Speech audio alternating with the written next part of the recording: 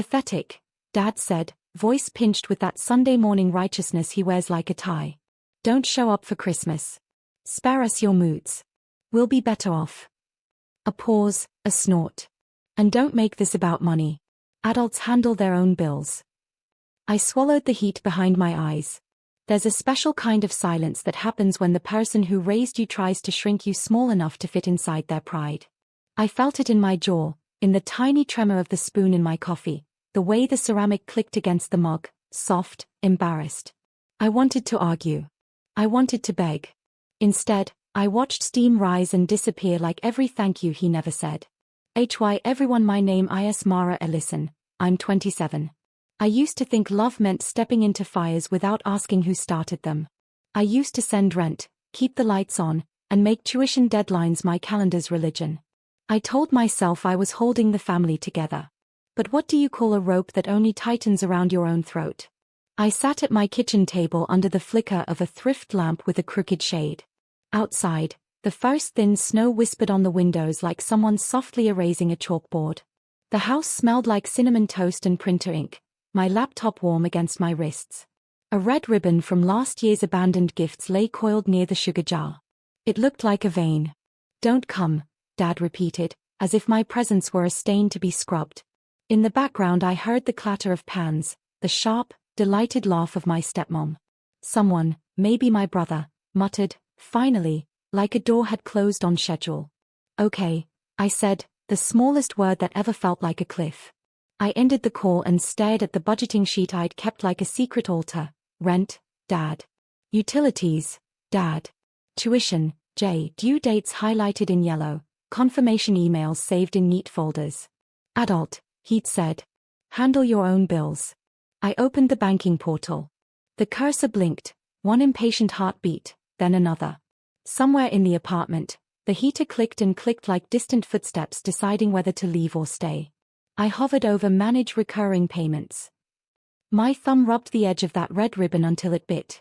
In the hallway, my phone buzzed, a voicemail from Dad arriving before the dial tone had fully cooled. I pressed play and leaned forward, breath held, as his voice filled the room like a draft sneaking under the door.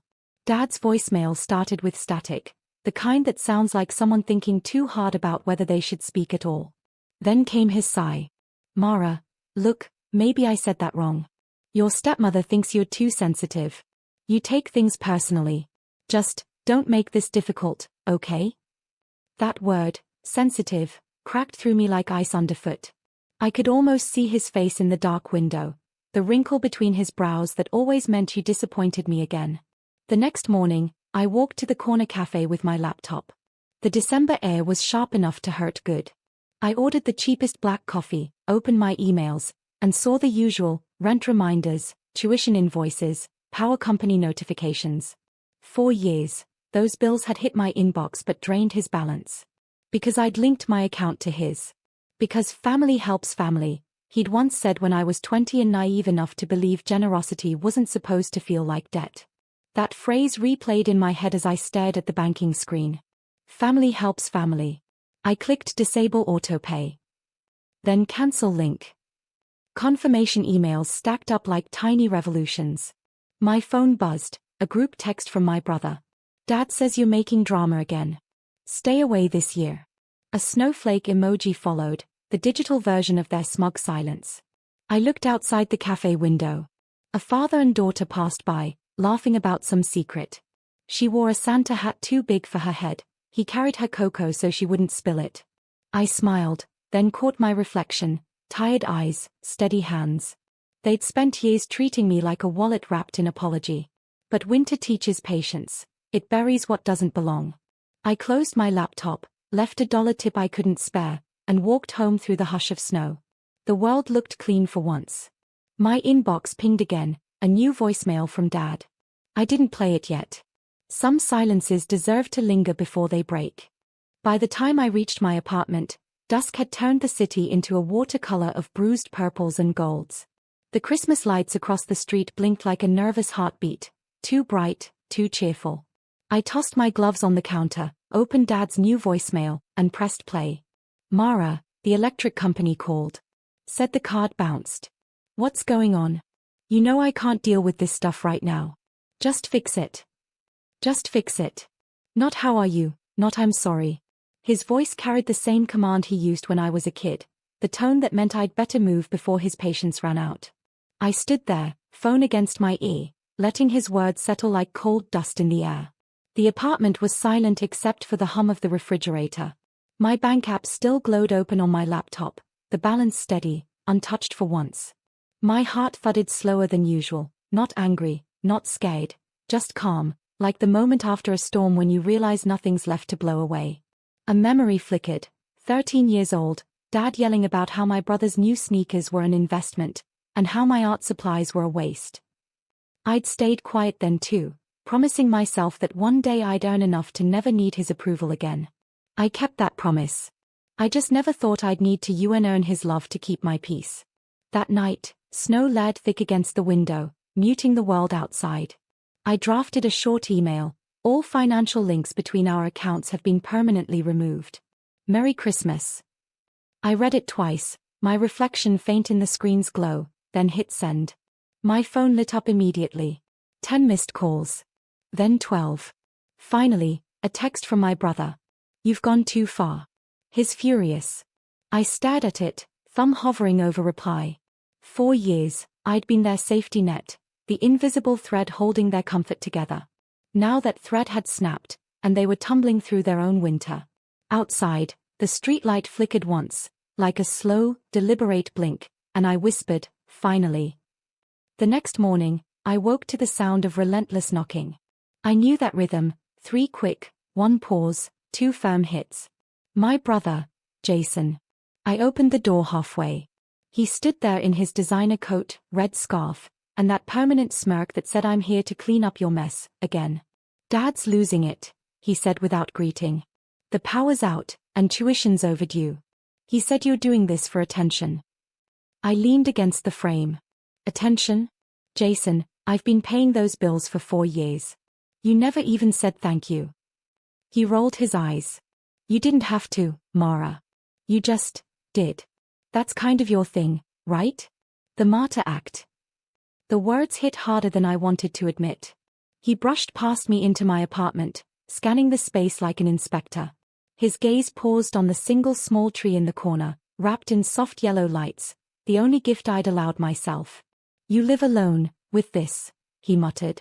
Maybe Dad's right. You're weird lately. I inhaled slowly, keeping my tone steady. I'm just done pretending love is measured in money. Jason scoffed. You've changed. Good. He frowned, pacing. Look, can you just send the payments? He's embarrassed. The landlord's been calling. I watched him fiddle with his phone, desperate, not for Dad's comfort, but for control. That's what they all wanted, a version of me that stayed quiet, compliant, convenient. I'm not fixing what broke me, I said quietly. He froze, eyes narrowing. So you're punishing us? No, I said. I'm finally letting you feel what I've felt for years, forgotten. The silence stretched until even the clock seemed afraid to tick. He left without another word, the door clicking shut like the final line in a chapter I'd reread too many times. When his footsteps faded, I sank to the floor beside the tree. The lights reflected off the silver ornaments, glowing faintly on my skin. For the first time in years, Christmas didn't feel like a performance. It felt like peace dressed in quiet rebellion. 2 days later, the first message came from Dad, short, sharp, written like a bill notice rather than a plea. Need funds. Stop acting childish. Rent due.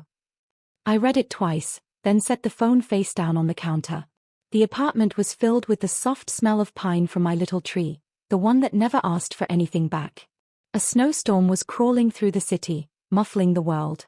I wrapped myself in a blanket and watched flakes drift against the window, each one dissolving like an unspoken apology. 4 years, I'd wired money while listening to his insults echo through the phone. Too emotional, not practical, you'll never make it without us. He never realized I already had. The only thing I'd needed to survive was the courage to stop saving people who enjoyed watching me drown. That afternoon, a notification blinked, voicemail, 3 new. First, Dad's voice, slurred with fury. You think you're teaching me a lesson? You're pathetic. Second, silence, except the faint sound of wind and something that almost sounded like regret. Third, my stepmother's voice, brittle as glass. He's sick, Mara. He needs you. Don't make this about your feelings. My feelings. I laughed, the kind that comes out half broken, half free. I poured coffee, opened my laptop, and logged into a different account, one they didn't know existed. Every payment I'd ever made, every transfer, every autodraft had receipts tied to my name. I organized them into a single folder, proof of responsibility. Then I drafted an email to the landlord, the university, and the utility companies, politely confirming that all accounts were now under their legal responsibility. No anger, no bitterness, just clean, official language. By evening, another text from Jason arrived. Dad says you're heartless. You'll regret this. I stared at it while the heater hissed like a tired sigh. My reflection in the window looked calm, not heartless, just finished. Outside, carolers sang faintly from the corner store, their voices soft and uncertain, like the world itself wasn't sure whether to keep celebrating or finally start changing. The morning after Christmas, I woke to silence, the kind that doesn't feel peaceful, but hollow. No calls. No apologies. Just stillness, like the world had paused to take sides. I made oatmeal, sat by the window, and watched the snow bury everything that hadn't learned to move on. Then came a ping, not from Dad, but from the university portal. Notice, student account placed on hold due to unpaid tuition. Jason's son. The one I'd been quietly covering since his freshman year. I stared at the screen. So it had finally reached them. For once, I wasn't the one scrambling. I scrolled down and saw a note from the bursar's office. Attempted contact with pair unsuccessful. I smiled faintly. The irony was delicious. All those years Dad calling me pathetic, yet his life ran on my quiet consistency. By noon, my phone lit up like a Christmas tree of panic. Jason, what did you do? His classes are frozen.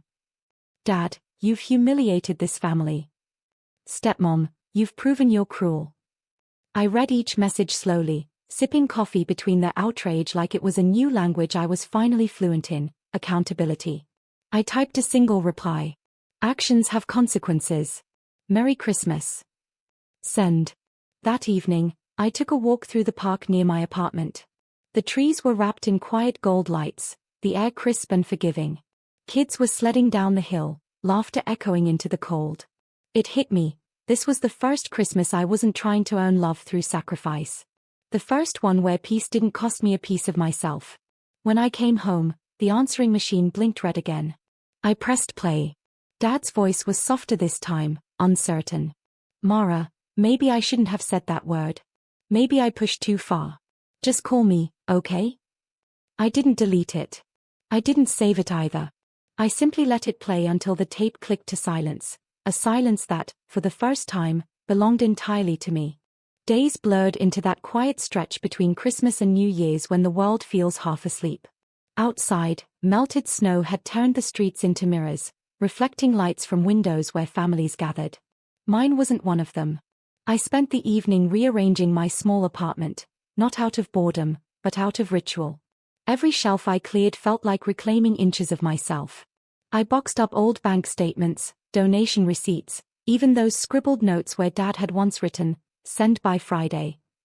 They all went into the same cardboard box labeled closure. Halfway through, my phone buzzed again. This time, it wasn't Dad or Jason. It was an unknown number. Mara, this is Mrs. Keene, your father's landlord. I'm sorry to bother you, but your dad said you handled his payments. His rent's 2 months overdue. He gave me your number. Should I be expecting? I interrupted gently. No, that arrangement ended. Please contact him directly. Her pause was kind. I understand. You've been helping them for years, haven't you? Yes, I whispered. But I'm done now. When I hung up, I sat still for a long time. The city outside hummed faintly, buses groaning, wind threading through alleys, life continuing without permission. At midnight, I opened my journal and wrote 3 lines. I am not their emergency fund. I am not their apology sponge. I am not their shame to fix. Then I turned off my phone completely. That night, I dreamed of the lake house we used to visit when I was little. Before the remarriage, before the resentment. In the dream, I was standing on the dock, holding the red ribbon from my kitchen. I dropped it into the water, watched it float away like a vein releasing pressure. When I woke, the first dawn of a new year painted gold across my ceiling. The heater clicked on, steady, warm. For once, I didn't dread the sound. It felt like breath returning. I didn't know what would come next, but I knew it would be mine. New Year's Day arrived quiet and colorless. The streets outside were wet with melted snow, the air holding that faint metallic smell of change. I made tea, opened my curtains wide, and sat on the floor surrounded by unopened letters, bills, reminders, demands, all of them addressed to a version of me that no longer existed. When my phone finally lit up again, it was a video call request from Dad. For a long minute, I just watched it ring, the reflection of the screen flickering against my mug. Then I answered. He looked older, unshaven, circles under his eyes, a lamp tilted behind him like everything in his world leaned the wrong way. Mara, he started, voice uncertain. I didn't realize how much you were doing. Things got rough after the payments stopped. I shouldn't have called you pathetic. I studied his face. The man who once treated me like an ATM with a heartbeat now looked human. Fragile, even. You didn't realize, I said softly, because it was easier not to. He blinked, trying to smile. Maybe we could talk sometime? Start fresh. I nodded, but not in promise, just acknowledgement. Maybe. But it has to be real this time. No debts, no guilt. He nodded back, understanding more in silence than he ever did through words. We hung up, and the room felt both lighter and sadder, like a wound that had finally stopped bleeding but still remembered the pain. I opened my window, cold air swept in, sharp and honest. The sound of church bells drifted faintly from downtown, mingling with laughter from somewhere below. I whispered into that air, not for him, not for anyone, just for myself. Peace doesn't always come as forgiveness. Sometimes it comes as distance. I folded the final bank document and tucked it into the closure box, sealing it shut. On top, I placed that red ribbon, the same one that once symbolized obligation. It now meant release. As the wind curled through the curtains, I let the quiet settle, warm and unshaken. For the first time in my life, I wasn't waiting for anyone's approval. I was free.